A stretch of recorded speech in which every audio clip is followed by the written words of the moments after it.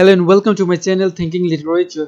इस वीडियो में हम प्रेफेस टू शेक्सपियर को डिस्कस करेंगे। So let's jump into it.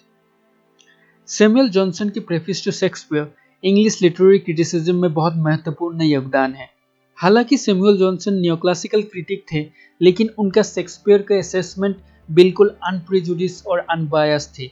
वो शेक्सपियर की प्रशंसा भी करते हैं और साथ ही उनकी डिफेक्ट्स को भी बताते हैं। हेरल्ड ब्लूम कहते हैं कि शेक्सपियर का मेन काम था लाइफ या जीवन को माइंड में लाना, और इसलिए जॉनसन शेक्सपियर के प्लेस को इस तरह जज करते हैं जिस तरह वो ह्यूमन लाइफ या मानव जीवन को जज करते हैं।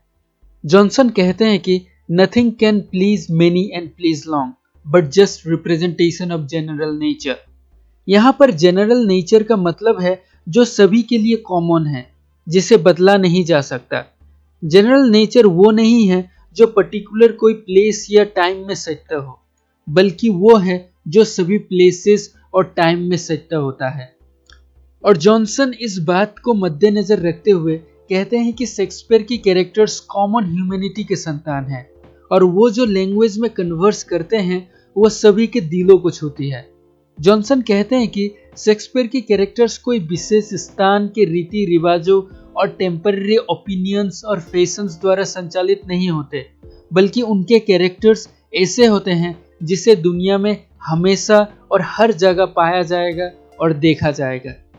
शेक्सपियर के कैरेक्टर्सों का पोर्ट्रेयल के मामले में जॉनसन उनके कंटेम्पररी क्रिटिक्सों का विरोध करते हैं।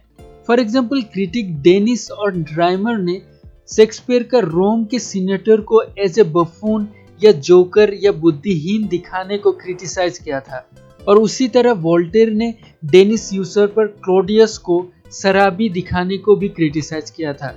जॉनसन इन सब आर्गुमेंट का विरोध करते हुए कहते हैं कि शेक्सपियर हमेशा से नेचर के ऊपर एम्फेसिस करते हैं, और जैसे कि मैंने ऑलरेडी आप लोगों को बताया, नेचर वो है जो सभी प्लेस और टाइम में सत्य होता है। सो जॉनसन कहते हैं कि जब भी शेक्सपियर को अपनी स्टोरी में कोई किंग या सीनेटर की जरूरत होती है, तब वो जनरल मनुष्य के बारे में सोचते थे, ना कि कोई इंडिविजुअल पर्सन जो कोई पर्टिकुलर प्लेस और टाइम का है।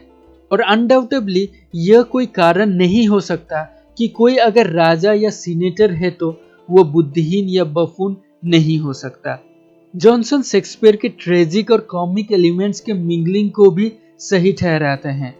आर्ट नियोक्लासिकल के अनुसार मानव जीवन का एक सच्चा चित्रण या डिपिक्शन है, और इसी आधार पर जॉनसन शेक्सपियर के ट्रेजिक और कॉमिक एलिमेंट्स के मिंगलिंग को जस्टिफाई भी करते हैं। जॉनसन कहते हैं कि जिस तरह मनुष्य के जीवन में अच्छाई और बुराई, सुख और दुख समान अनुपात में रहता है, उसी तरह एक ड्रामा में भी ट्रेजिक और कॉमिक एलिमेंट्स को मिलाना कोई गलत बात नहीं है।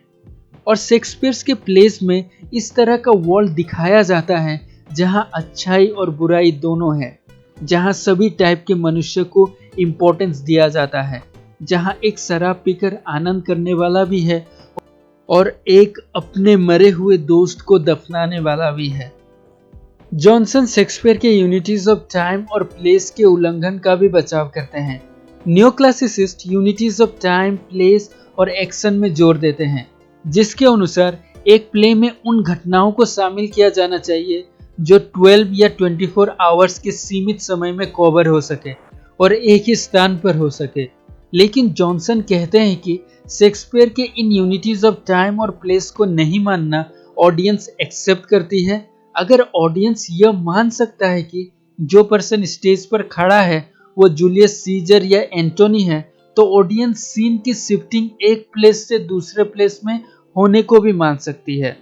जॉनसन के लिए जो मेन आवश्यकता है वो है प्ले को क्रेडिबल या विश्वसनीय बनाना। उनके अनुसार ऑडियंस हमेशा से यह जानते हैं कि वो जो देख रहे हैं वो एक स्टेज है, और उसमें जो परफॉर्म कर रहे हैं वो परफॉर्मर्स या प्लेयर्स है, और ऑडियंस को ये भी पता है कि वो प्ले जो हो रहा है वो ना ही एथेंस में हो रहा है, ना ही सिसिली में हो रहा है, बल्कि वो एक थिएटर है। So we come to the end of this video। अगर आपको वीडियो अच्छा लगा तो लाइक कीजिए, अगर अच्छा नहीं लगा तो डिसलाइक कीजिए, और अगर नए हैं तो सब्सक्राइब कीजिए।